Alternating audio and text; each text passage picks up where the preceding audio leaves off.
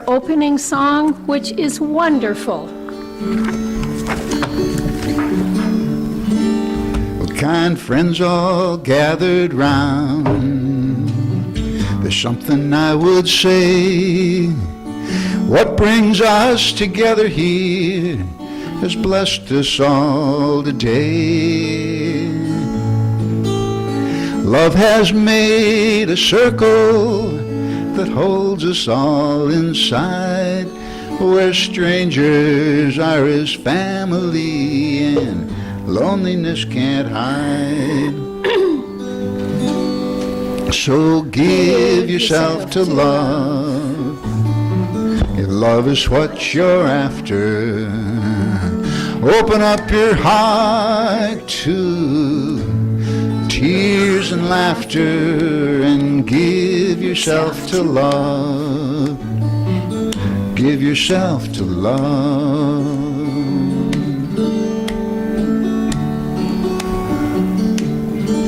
I've walked these mountains in the rain, I've learned to love the wind. I've been up before the sunrise to watch the day begin. I always knew I'd find you, though I never did know how. But like sunshine on a cloudy day, you stand before me now. So give yourself to love, if love is what you're after. Open up your heart to tears and laughter, and give yourself to love. Give yourself to love.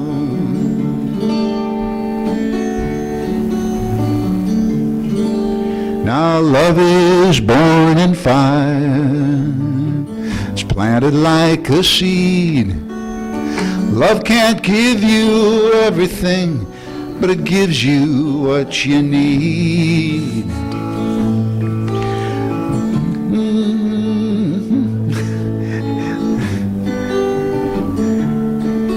It'll be your greatest teacher, best friend you have made. So give yourself to love, love is what you're after. Open up your heart to tears and laughter, and give yourself to love. Give yourself to love. You must give yourself to love. Give yourself to love. Thank you, John. As you no doubt have noticed, John Meyer is our musician today. Hey, Thank you, John. Always opens us up with that song, and I think that's incredible. And our speaker today is Sandra Combs, and so nice to have you with us today. And welcome everybody that did manage to make it today. We probably will have a few stragglers popping on in, so I think that'll be just fine. One of the things that surprised me this morning as I was driving in, I take some of the back roads to get to the church, because I don't like that intersection at the top. So I turn off and come through some of the back roads, and lo and behold, driving through there today, I pretty much think what I saw was a rhododendron in bloom. And it was like, woo! But it was just kind of like, really? You know? So that was really, there's hope. And there's lots and lots of daffodils that are already blooming. In fact, there's some out close to where we live that I think must have been 2 batches of them or something, because a month or so ago we had some. And now we've got a bunch more. So absolutely, 'tis the time of the year. Spring is here. Well, of course it is, because we just sprung forward. So, like it or not. So at this point in time, I'm going to light the Christ candle. And just as a reminder, this is strictly meant to be a visual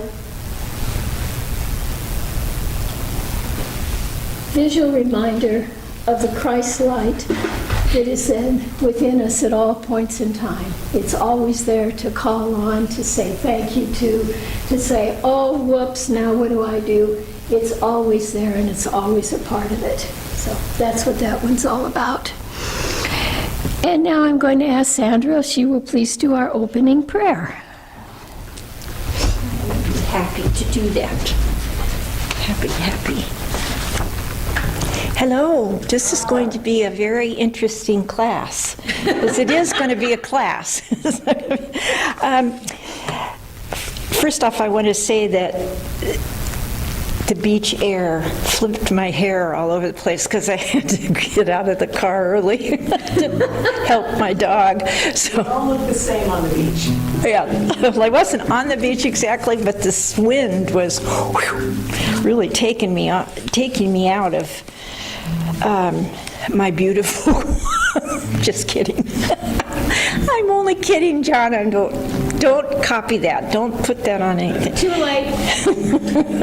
It's there for posterity. Oh, yeah, we're going to get there forever. My beautiful Figure out if we can black coif. box with Once it. it's on the internet, My coif. it's forever. Okay, I want to ask you to join me in prayer this morning as we do open ourselves up. So we breathe in deeply and we get settled in our seats. We make ourselves as comfortable as possible. And we remember the truth of who we are. Remembering the truth of what unity means to each one of us. We thank you, Mother, Father, God, for this wonderful place, for these wonderful lessons, for the wonderful people that support this congregation. We ask now that you be comfortable and remember who we are in the name and through the nature of the living, loving, and gracious kindness of Christ. And so it is. Amen. Thank you, Sandra. You're welcome. Get your stuff out here. And now we're going to do a new congregational song to us. It's called Loving Kindness, and the words for it are in your bulletin. Oh, and this is a Karen Drucker, right? Yes. Okay.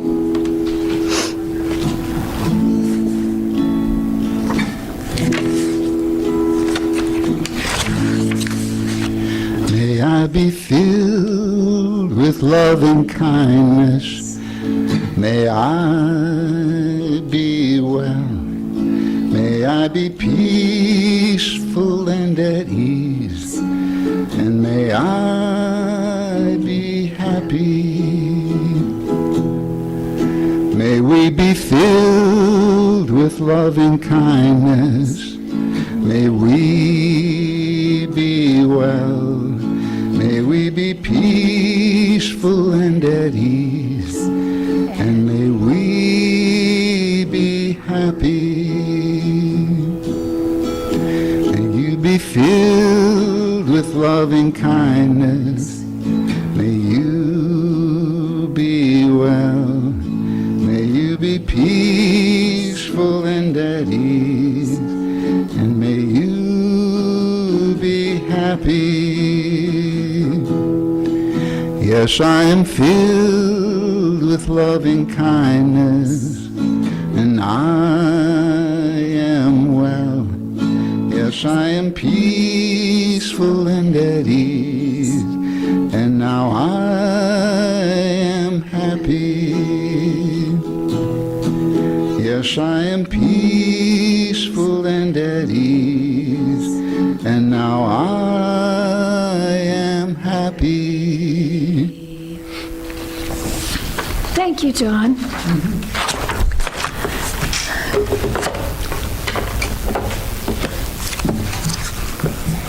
And since today is the first Sunday in Lent, I'm going to read from the Lenten book this year, from Unity. What they did is for each Sunday through the month, they took some writings from Martha Smock, and she had been the head of Silent Unity for 35 years. And incredible, incredible lady, wonderful writings. Her books are just really something else. But anyway, this is what she had to say for Sunday, March the 10th, the first Sunday in Advent. God is, you are. God is love. You are one with love. Love fills your heart and blesses your life. God is power. You are one with power.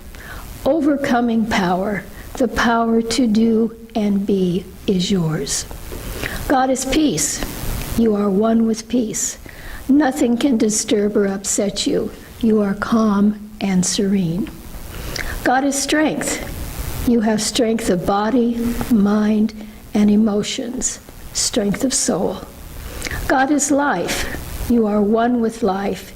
You feel the life of God flowing through you, a mighty healing, cleansing, renewing stream. God is substance. You are one with substance. From God comes a continuous outpouring of plenty for every need. God is light. You are one with light. God shines in and through you. You see your way clearly. God is wisdom. You are one with wisdom. Your mind is illumined. You know what to do and you do it. God is good. You are one with God. You are one with all good. And so it is. And then I just wanted to remind you of the prayer box up here. You'll find prayer requests on the back of the... Oh, I thought you were trying to catch my... Sorry about that. Okay. You know the drill. The prayer requests are on the back of the pews. Invite anyone that would like to fill one out, please do. It's really a nice way to express yourself, sometimes asking, sometimes saying thank you so much. And then, of course, once a month they go back to Silent Unity, where they're prayed over for an additional month in the Silent Unity Chapel. So that's what that one's all about. And let's see, at this point, let's do the monthly affirmation. You'll find it in your bulletin. And we'll do the one for Unity by the Sea first, please. The light of God lives in the quiet of our hearts, and we are at peace. And for ourselves, the light of God lives in the quiet of my heart, and I am at peace. And I have asked Pam if she will do the daily word for us today, please.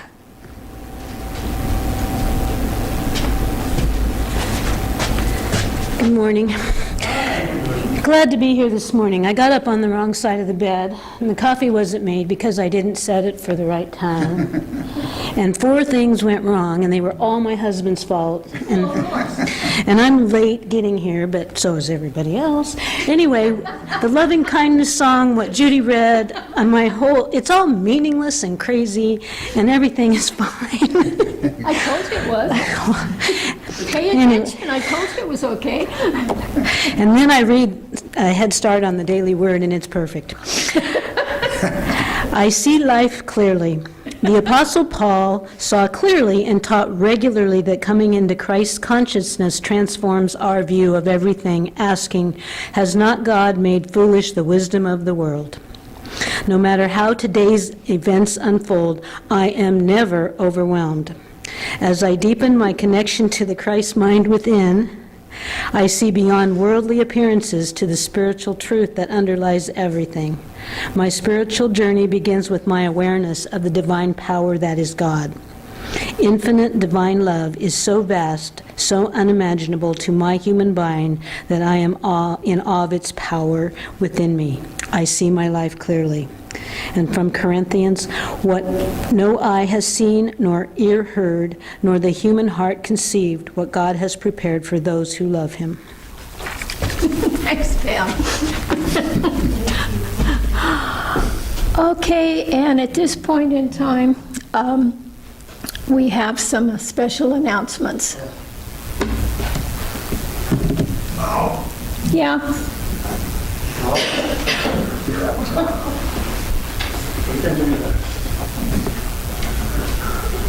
Remember, you said you wanted to do this.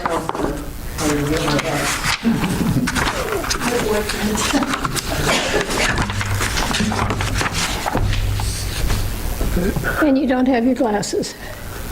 Oh, they're in your pocket. In my pocket. Do you need them? Well, if I'm going to read that, I do. Glad I thought of it. Hi, gang. All right, such a small crowd. I guess it's a ganglet. Okay. That's all right. The first announcement I want to make is that today is Spring Forward Day. So everybody needs to remember to set their clocks back an hour before you go to bed last night.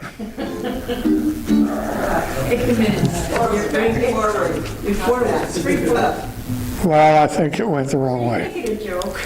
I think it went the wrong way. Okay. Next week, Judy and I, for the last 120 years, have really enjoyed doing special meals at special times for the church, and then we expand that to be a potluck, and everybody brings a bunch of stuff in, and we have a good old time. Last year, the McMinnvilleites took it over for us because I haven't been as chipper as I could be, but now I am as chipper as I can be. So we're going to do it again, so we're going to start it over. Chipper. This is Chippery's. So next week, corned beef and cabbage. And man, did we find a cool corned beef recipe. And it's corned beef and Brussels sprouts. And if you haven't had my Brussels sprouts, roasted Brussels sprouts with drizzled in oil and some spices on them, some light spices, you don't know about Brussels sprouts. So we got some static last week about people saying, I don't like Brussels sprouts. Well, I never did either. I didn't eat a Brussels sprout my whole life until I roasted them this way, and then they're good. So anyway, that's corned beef cooked in our brand new Ninja food pressure cooker, along with potatoes, carrots, and cousin Brussels sprout. It will be an amazing St. Patrick's feast. And for those that are corned beef challenged, we will have a vegetarian feast as well. And I'm going to do a medley. I love you. I've never used the word medley in my life. I'm going to do a medley of roasted potatoes, butternut squash, parsnips, our favorite Brussels sprouts, and there's another veggie that I had my eye on at the store the other day. I can't pronounce it, so whatever it is, it'll be there too. Maybe you better figure that out since I'm doing the shopping tomorrow. Well, I could go shopping. Oh, no. I'm a good little shopper. Now, all right, so anyway, what else will we have? Kind of depends on what everybody brings. Hi, Phyllis, you're just in time. What else will we have? Today we're supposed to do. Yeah. You're right on time. We'll start over. We'll have Just have a seat. Just have a seat. Soda bread, shepherd's pie, there's all kinds of interesting Irish dishes. One I looked at that looked awful good to me was they make a potato, it's like a potato pancake. They make it out of mashed potatoes and, what do you call it when you just mince them up? Minced potatoes. Garlic? No, potatoes. Mashed in, like you have with your eggs in the morning. Hash browns. Yeah, hash browns. That looked kind of cool, and I forgot what they call it, but that looked neat. But I'm not going to cook it. He suggests we have green beer, Could have green beer. I'm into that. Okay. if it's an IPA. And a few other suggestions that I just came to mind that some people might enjoy coming would be maybe pecan pie, pineapple upside down cake, brownies, anything you can think of will be just fine. We're gonna have a good time. So come here and there will be no excuse for anybody going away hungry. All right. Garage sale, Easter weekend is the nationwide garage sale. Coast. Oh, I guess it's the coastwide garage sale. And Michael is our king of the garage sale. The only problem is we've got to get him some help. So I want people to help Michael this year. Nobody helped him last year except for the rain, and that about drowned him. Didn't That we was skip? no help. We skipped last year. Well, we skipped last year. Okay, we only do it Friday and Saturday.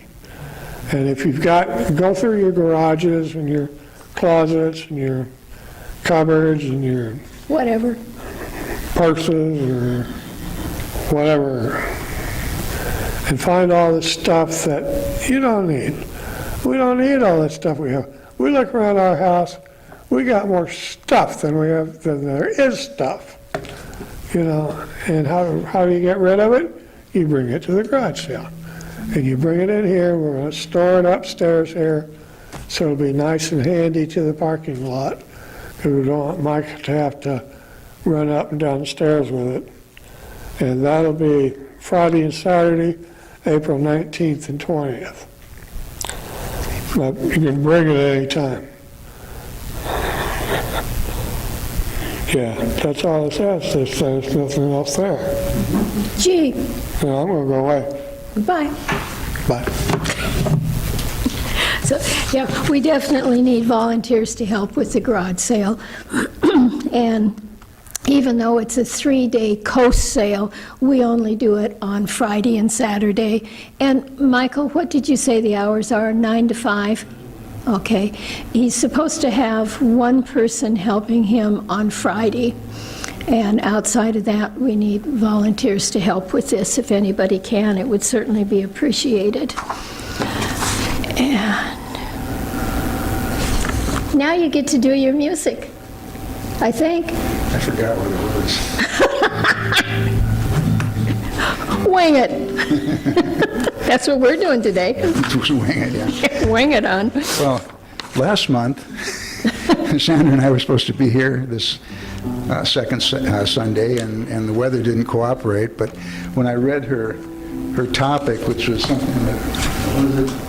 Season of Nonviolence. A Season of Nonviolence is what she had published. This is the first song that came to my mind from Mr. John Lennon.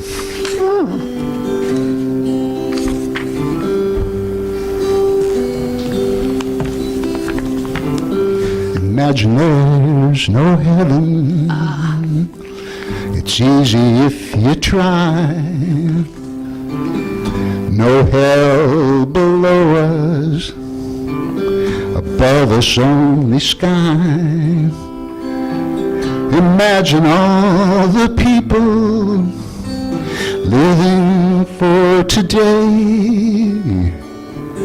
Imagine there's no countries. It isn't hard to do. Nothing to kill or die for. no religions too. Imagine all the people living life in peace. You may say I'm a dreamer, but I'm not the only one. I hope someday you'll join us, and the whole world will live as one.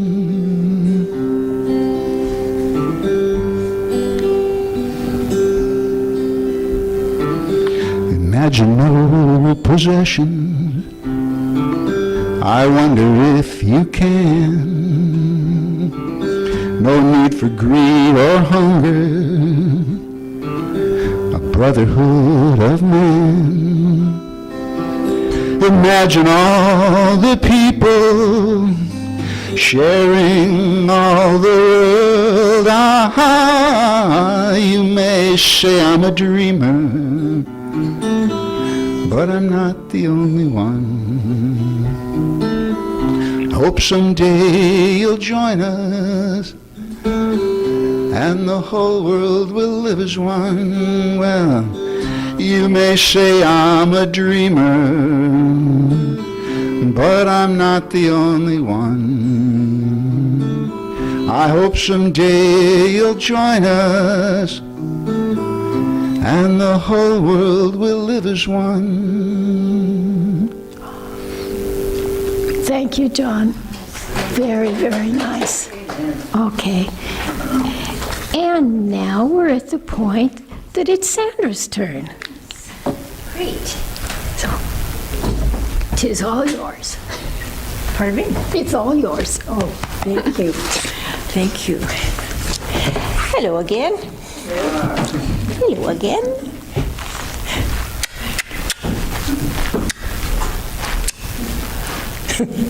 I'm just having some fun throwing out kisses. Thank you. Yeah, finally someone threw some back. I was begging, actually. I want to start by reading something that is totally unrelated to St. Francis, but I feel it's important. I found it in a magazine that I get every month, and it's a great magazine, and this is called Acts of Faith. And, nope, where is it? It's called Fixing the World. And it says, the hardest thing in the world is this: while you serve God, you have to be in paradise. You have to be aware that the world is so holy, so beautiful, so deep. There is no evil in the world. Then there are moments when you have to realize that there is evil, and you have to help get rid of it. In Kabbalistic terms, this is the difference between the weekdays and the Sabbath. On the Sabbath, I am living in the world that is completely holy. During the week, I am aware that there is evil in the world, and I have to clean it out. If you live only in paradise and ignore the other 6 days of the week, you'll go crazy because it's not true.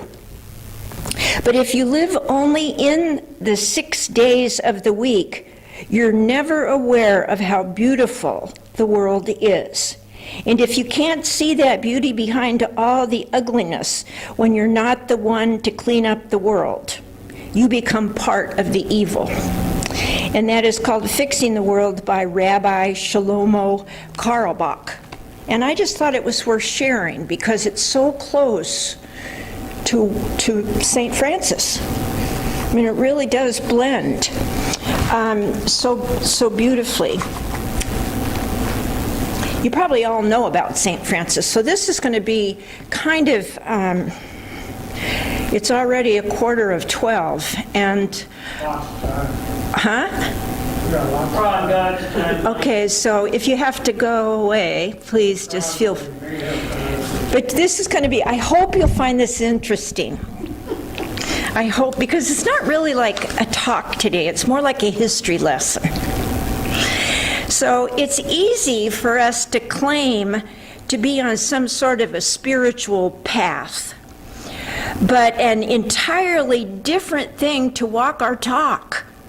And if we take a moment to look at the life and at our own life and ask ourselves if we are truly practicing our spirituality, many of us will find that we fall, and I say us, fall way short.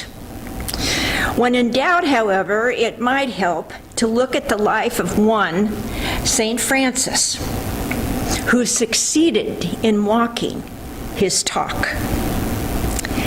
So from the life of St. Francis, we can learn where to make a few adjustments that will truly become more, will help us to become more spiritual, particularly in the forms of love, which is kindness in his thinking, and humility, which is simplicity in his thinking, and two of the primary manifestations of really walking the talk.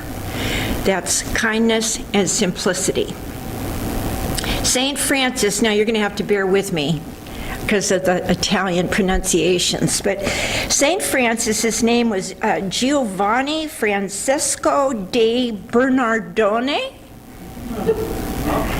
and he was born in Assisi, Italy, around 1180 AD. And he became a Catholic friar and a preacher later, founding the Franciscan order, which the Pope is from. And you know, you can hear the difference in what he says. And he became one of the most venerated religious figures in history. I went to see Assisi about 10 years ago, Lon and I mean, we were elbow to elbow, shoulder to shoulder with others. We had to get away from the maddening crowd, so to speak. Not that anybody was doing anything wrong, but it was just, you know, you were kind of restricted. That's how popular that location is. And so since the 1960s, and I don't think that would surprise us, most of us have lived through the 1960s, there's been a resurgence of interest in the message of St. Francis. And that's even among non-Catholics. His message is coming out all over the world all the time, actually. If you listen, you'll begin to hear it. This is undoubtedly due to the worldwide growing appreciation for peace and for love and a simpler life. How many of us have gotten up in the morning cross? What makes us cross when we wake up in the morning? We all experience that. It's because we're living, and I'm not speaking for you, I'm speaking for myself. I lived in too much of the fast lane. I'm not living as simply as I feel that is healthy, that is correct. And those were his primary teachings, was a simpler life, peace and love. And, you know, they're essential to our well-being. So I'm going to give you a little history about him. As a child, Francis received some elementary school instruction, but it's believed he learned most of his information from what they call the School of Troubadours, which was one of the leading mystery schools, which I've not heard of, so I don't know if that's a joke or if it's the truth. But anyway, the mysteries, anybody help me on that? Do you know if there's such a thing as a mystery school? Troubadour school, Anyway, it doesn't matter. Being around artists actually fit him better because he was not the academic or studious type. And he was always the first one to admit it. In his early years, Francis preferred to party more than study. Oh boy, did that resonate with all of us, I think. We all laughed and smiled. It's called maturity. Even when he worked for his father, he showed little liking for a serious career. And no one loved materialism more than he did either, which I think is interesting. He was quick-witted, I understand. He sang a lot, I understand. He sang happy, merry songs. And he delighted in fine clothes, which is quite the opposite of how we picture him now.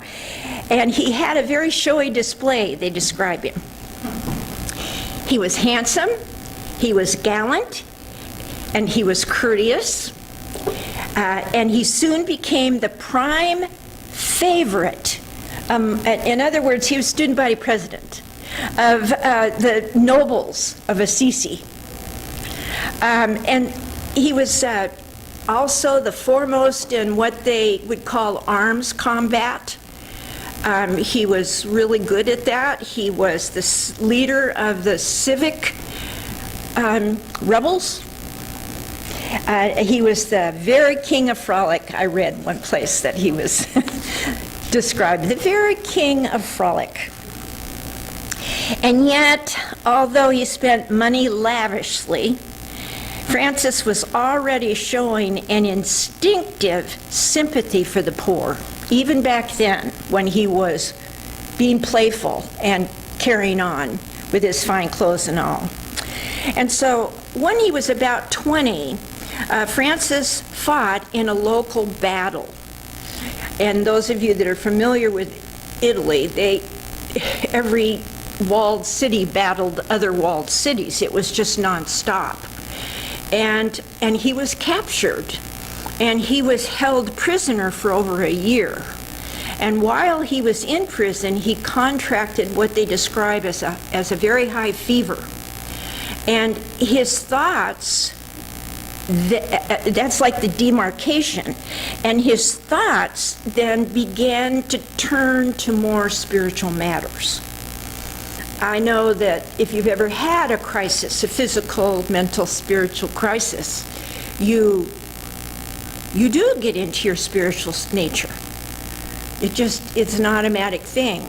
And then life has a way of coming back to us, and that's what happened to him. Because as he was experiencing, by the way, that miraculous energy that was transforming his thinking, he did in fact eventually go back to his old ways. And his thoughts were very much like Buddha's.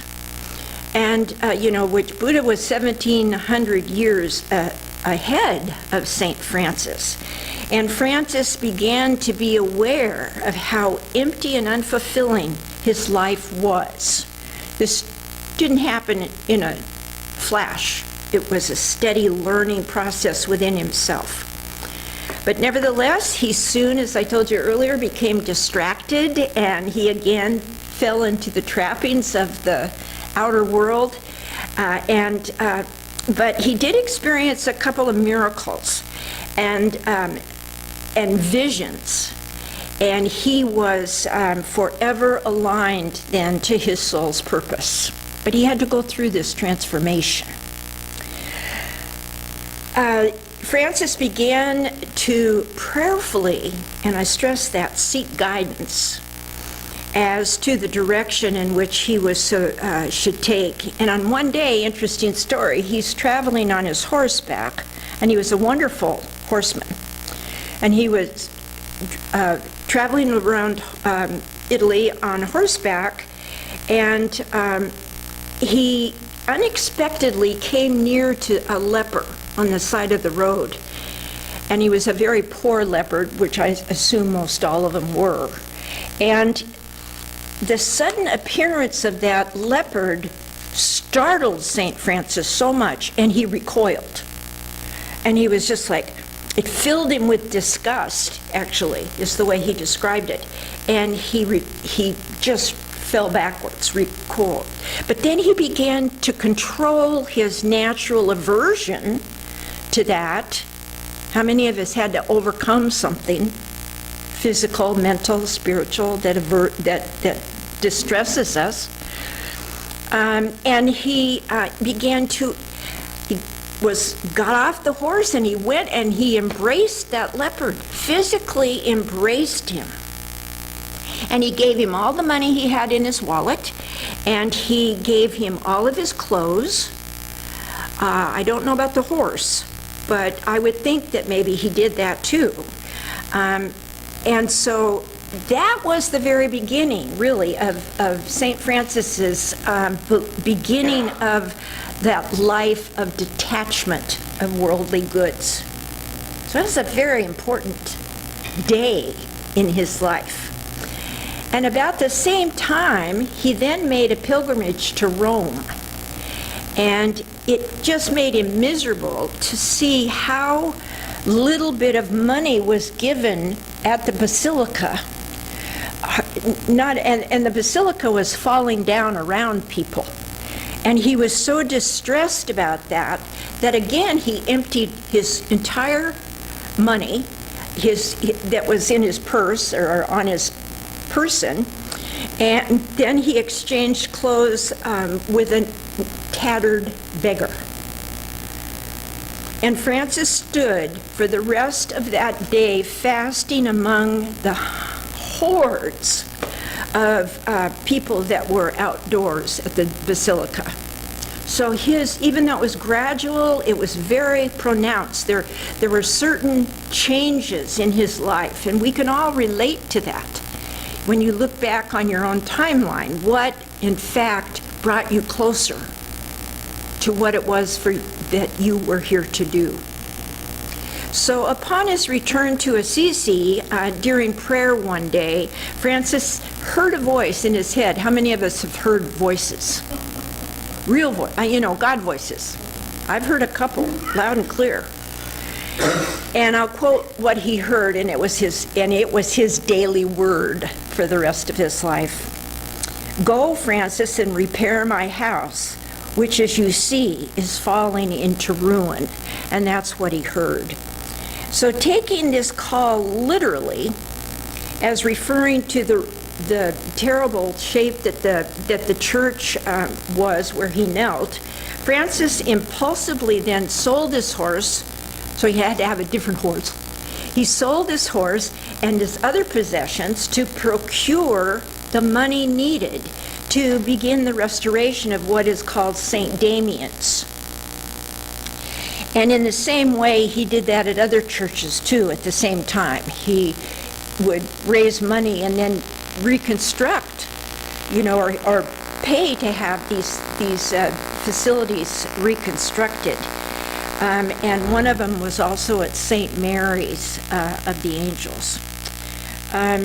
They not only were they the churches, but I think it's interesting to note that they did a lot of charity work in his basilicas, and he especially was focused in nursing lepers. So they had hospitals within his churches as well. In 1208, during Mass at a church near where he had built himself a hut, because that's what he always lived in, Francis heard the gospel of the day say that the disciples of Christ were to possess, and I'm going to read it to you, quote,